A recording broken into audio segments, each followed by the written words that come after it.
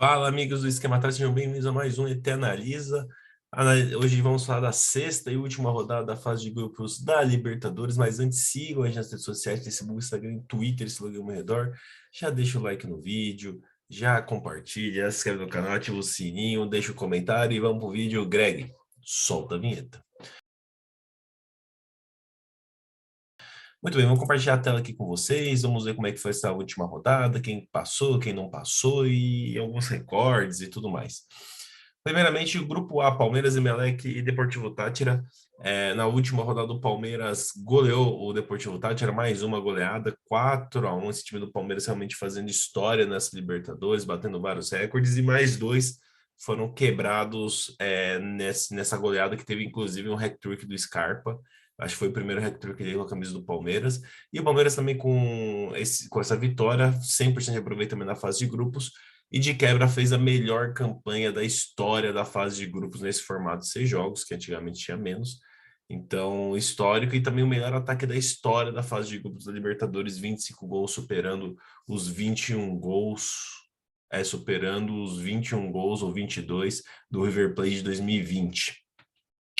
Bom, em segundo lugar ficou o Emelec. O Emelec atropelou o Independente Petrolero em casa, 7-0, mais uma goleada, e assumiu o segundo lugar. Então, o Palmeiras fecha em primeiro lugar e também classifica primeiro lugar do grupo e da classificação geral. Então, se o Palmeiras for avançando de fase até a semifinal, jogará em casa.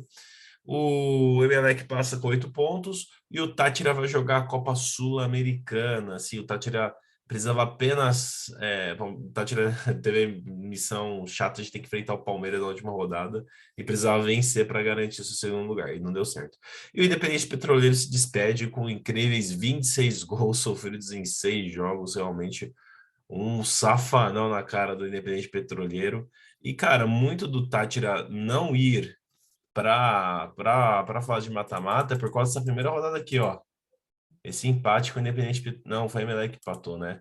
Então, foi os tropeços contra o Emelec que o Táchira acabou. Enfim, o Táchira vai para a Copa Sul-Americana e daí o fraco, o campeão boliviano, Independente Petroleiro, fica pelo caminho. Então, se for bem no Campeonato Boliviano, volta com uma competição internacional no que vem.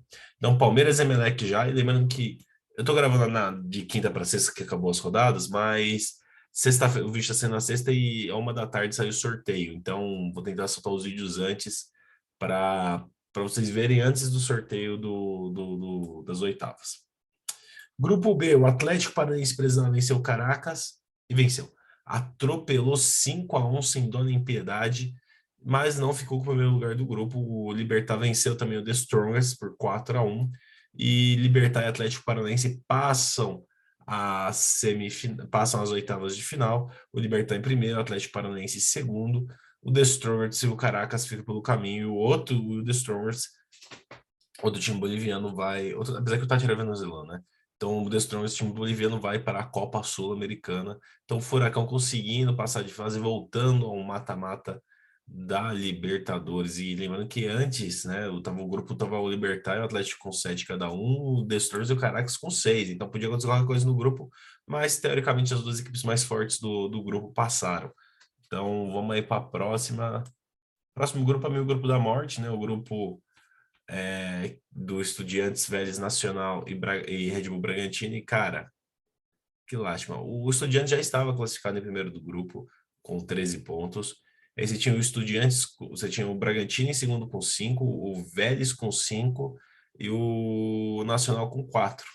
E o único jeito do Red Bull não ir para nenhuma competição sul-americana era perder para o Nacional e o Vélez vencer o Estudiantes. E foi o que aconteceu. Porque se acontece qualquer outro resultado, ou o Bragantino ia para a Sul-Americana ou ia para as oitavas da Libertadores. E uma eliminação melancólica do Bragantino. Tomou um sonoro 3-0 do Nacional. Inclusive, tomou um 3-0 do Nacional. E o Vélez atropelou até então invicto do grupo Estudiantes por 4-0. Não sei se rolou ali uma ajuda amiga, né, dos argentinos. Fala, não, vai, pode vencer que a gente já tá classificado. Não sei, tô só, né? Só aqui pensando em se talvez aconteça, mas enfim. Também o Bragantino fez a parte dele, em 6 jogos só venceu um. Então também fica difícil, né, Braga? Mas então, o Bragantino tem a sua primeira participação na Libertadores, um pouco frustrante, um pouco melancólica por não conseguir nem um terceiro lugar para ir para a Copa Sul-Americana, onde foi vice-campeão ano passado. Mas mesmo assim, é a primeira participação, é um time que tem que se acostumar a disputar esse torneio. Então, parabéns aí ao Bragantino pela participação, mas é realmente uma 3-0 nacional, aí fica difícil, né? Então, passou Estudiantes em primeiro, Vélez em segundo. Então, dois argentinos aí passando para a próxima fase da Libertadores e o Nacional indo para a Sul-Americana. Bom, grupo D, grupo de Atlético Mineiro, Tolima, Independente Del Valle e América. E para surpresa de muitas pessoas, o Atlético Mineiro perdeu em casa para o Tolima, 2-1. Eu fiquei impressionado, eu estava esperando um sacode do Atlético. De quebra, o Atlético perde a sua invencibilidade em casa. Eu acho que era 18 jogos sem perder em casa, um negócio assim. E também estava, eu acho que era o atual time com o maior número de jogos em casa, invicto também na Libertadores, mas acabou aí perdendo seus recordes, quer dizer, parando os seus recordes, após perder por 2-1 para o Tolima, um jogo que o Atlético, assim, eu assisti o primeiro tempo e parte do segundo, o Atlético estava muito superior ao Tolima. No primeiro tempo não fez gol porque não quis, assim, tipo, o Hulk até ficou chateado com a torcida vaiou, mas assim, não é um jogo que o Atlético jogou mal. É que foi um jogo que nada deu certo. Então o Tolima venceu e, e isso ajudou também o Tolima a se classificar, porque o Independente Del Valle venceu o Atlético, o América Mineiro por 3-0. Então, se o Atlético Mineiro vencesse o Tolima e o Independente vencesse o América, o Independente poderia talvez ir para a próxima fase da Libertadores, mas acabou não indo. Essa vitória do Tolima garantiu ele em segundo grupo, então passou o Atlético Mineiro em primeiro no saldo de gols, o Tolima em segundo e o Independente Del Valle vai para a Copa Sul-Americana, que ficou em terceiro. O América encerra a sua primeira participação na Libertadores. Assim, apesar de ter sido, acho que a pior desempenho de um time brasileiro na fase de grupos da Libertadores, então um recorde negativo para o América, mas é a primeira vez que participa, então normalmente as equipes que participam pela vez não costumam ir bem, e teve muita polêmica, né? Então tem aquele jogo com o Atlético Mineiro que acabou empatado, que foi com gol impedido, teve aquele polêmico jogo do Tolima, que o América estava vencendo por 2-1, não deram o terceiro gol do América, o América levou virada nos acréscimos. Então, assim, teve uma série de erros de arbitragem que culminaram nessa pior campanha de um brasileiro na história da fase de grupos. Então, apesar da eliminação, acho que também teve aí uma ajudinha da arbitragem, entre aspas, que acabou prejudicando aí o América para. Não estou falando que o América ia passar de fase, mas não ia fazer só 2 pontos, tá? Bom, grupo D. Não, acho que um D, né? Acho que um D. Então, grupo E. Grupo talvez mais badalado, porque tinha Boca, Corinthians, Deportivo Cali e Always Red. O Boca precisava vencer o Deportivo Cali para passar de fase e venceu na Bombonera 1-0. E o Corinthians, meus amigos. O Corinthians ia enfrentar o fraquíssimo time do Always Red. Fraquíssimo time, o vice-campeão da Bolívia. O Always Red já eliminado aí com o time reserva para enfrentar o Corinthians, fora que ele ainda passa por uns problemas financeiros. Então era a chance do Corinthians vencer e tinha que vencer bem. Porque não só para garantir o primeiro lugar do grupo, mas também, por exemplo, se o Corinthians vence, talvez ficar também na classificação geral ali buscar uma classificação melhor para na fase de mata-mata poder decidir algum jogo em casa. Então eu achei errado o Vitor Pereira botar o time todo reserva. Eu acho que no máximo um misto, um time misto para quem está muito desgastado.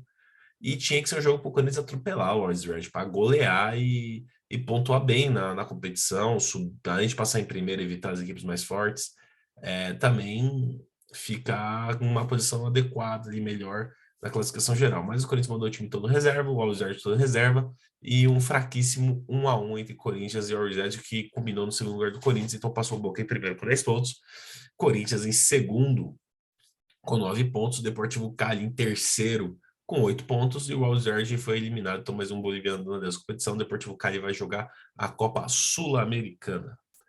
Agora vamos para o grupo F. Grupo, assim, que grupo, né? River Plate, Fortaleza, Colo-Colo e Alianza Lima. O River Plate aplicou um sonoro 8-1 no Alianza Lima. Inclusive, foi a segunda vez na história que um jogador fez 6 gols numa competição da Conmebol. Então, inclusive, foi o jogador que foi o Rei da América no passado, que foi esse Julián Álvares, que já está fechado com o Manchester City. O Guardiola, se ficou sabendo desses 6 gols, ele ficou isso. Tá de bom vindo aí. Então, o River, sendo uma equipe muito forte, muito imponente, atropelou o saco de pancada do grupo Alianza Lima, 8-1, e vai como primeiro do grupo para a próxima fase. O Fortaleza jogava o jogo da vida contra o Colo-Colo. Os dois estavam com 7 pontos e o Fortaleza só precisava de um empate, porque eu acho que o Fortaleza já vencia nos critérios de desempate. Precisava empatar com o Colo-Colo fora de casa. E fez muito mais que isso. Venceu por 4-3. Chegou o momento que o Fortaleza 4-3, porque teve 2 gols contra o time do Fortaleza. Mas chegou o momento que o Fortaleza estava ganhando de 4-1 com um a mais em campo e conseguiu tomar um apavoro, conseguiu deixar os caras fazer 2 gols e ficar 4-3, mas mesmo assim o Fortaleza venceu. Uma vitória épica, a primeira participação do Fortaleza na Libertadores e uma classificação inédita às oitavas de final. Fortaleza fazendo história depois de um início muito ruim do Fortaleza. O Fortaleza acho que perdeu os 2 primeiros jogos, né? Perde para o Colo-Colo em casa, depois perde para o River fora. Então, assim, já começa com 6 pontos atrás de o River e Colo-Colo e foi tirando a diferença. Foi vencer o Alianza Lima, foi empatar com o River Plate. Esse gol foi o River Plate só não ficou 100% porque o Fortaleza empatou com o River Plate em casa, no jogo também meio polêmico. Daí vence o Alianza Lima de novo e depois atropela o Colo-Colo, grande arrancada do Fortaleza, que vai às oitavas de final, e o Colo-Colo fica pelo caminho, vai para a Copa Sul-Americana, e o Alianza Lima dá adeus às competições internacionais esse ano. Grupo G, penúltimo grupo, de Colón, Cerro Porteño, Olímpia e Peñarol.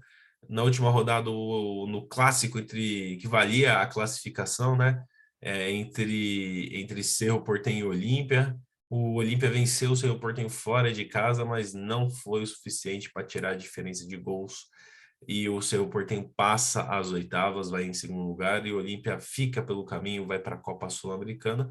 E o Peñarol, apesar de ter vencido o Colón em casa por 2-1, vai dar adeus. Então, assim, o maior campeão uruguaio da competição não vai nem para a Copa Sul-Americana, realmente é um grupo meio encardido, passou o Colón com 10, Cerro Porteño em segundo com 8, no critério de desempate, né? Também com 8 pontos o Olímpia, que foi para a Copa Sul-Americana, e o Peñarol ficou em quarto com 7. É um grupo bem complicado, é um grupo bem encardido, mas o Peñarol vacilou, né? O Peñarol esperava um desempenho melhor.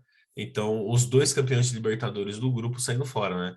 Então, o Olímpia, tricampeão da Libertadores, sendo para a Copa Sul-Americana, o Peñarol, que é o pentacampeão da Copa Libertadores, dando adeus a competições internacionais esse ano. Cerro Porteño e Colón passando para as oitavas de final.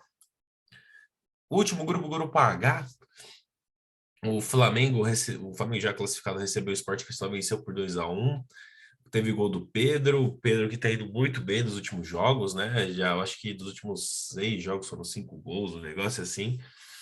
E aí, será que o Pedro merece a vaga do Gabigol, por exemplo, como um centroavante? Será que Gabigol e Pedro conseguem jogar juntos? Mas se conseguem jogar juntos, quem vai sair do time? Everton Ribeiro?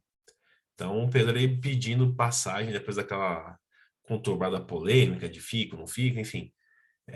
Mas o Pedro mostrando ali que sabe fazer gol e que tem que estar no time. Então, 2-1 sobre o Sport Cristal, primeiro lugar do grupo, tirando um empate que eu não lembro se foi contra o Tadjeres fora, um negócio assim. O Flamengo muito bem invicto ainda na competição. E o Tadjeres fez no jogo ali que não tinha como tirar o primeiro lugar do grupo do Flamengo e também não tinha como não se classificar, já estava classificado em segundo. Foi lá vencer a Universidade Católica por 1-0 e passou às oitavas. A Universidade Católica, inclusive, que tem um desempenho horrível nessa Libertadores, vai para a Copa Sul-Americana e o Sport Cristal dá adeus à competição e vai ficar pelo caminho. Nessa fase de classificação, o Rafael Veiga, por enquanto, segundo o escolhe o jogador com a melhor avaliação. Por enquanto, o artilheiro Rafael Navarro com 7 gols. O cara tem tá em segundo com 6 gols, mas 6 gols só no jogo de ontem. E em assistências temos o Bruno Henrique com 5 assistências. Bom, então vai estar no primeiro grupo hoje para o sorteio da Libertadores. Palmeiras, Libertad, Estudiantes, Atlético Mineiro, Boca, River Plate, Colón e Flamengo. E esses times vão poder pegar Emelec, Atlético Paranaense, Vélez, Tolima, Corinthians, Fortaleza, Cerro Porteño e Tajeres. Realmente uma Libertadores bem complicada, bem difícil. Mas é isso, gente. Comenta o que vocês acharam dessa. Inclusive tem coisas que eu esqueci de falar, por exemplo, do Flamengo. Essa foi a melhor campanha na história do Flamengo.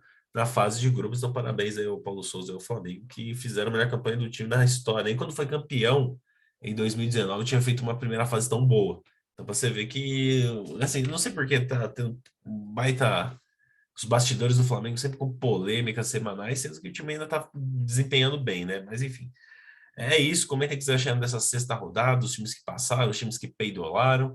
E é isso. A gente fica por aqui. A gente vai fazer um vídeo na sexta-feira falando do sorteio das oitavas, mas por enquanto é isso. Até a próxima. Falou.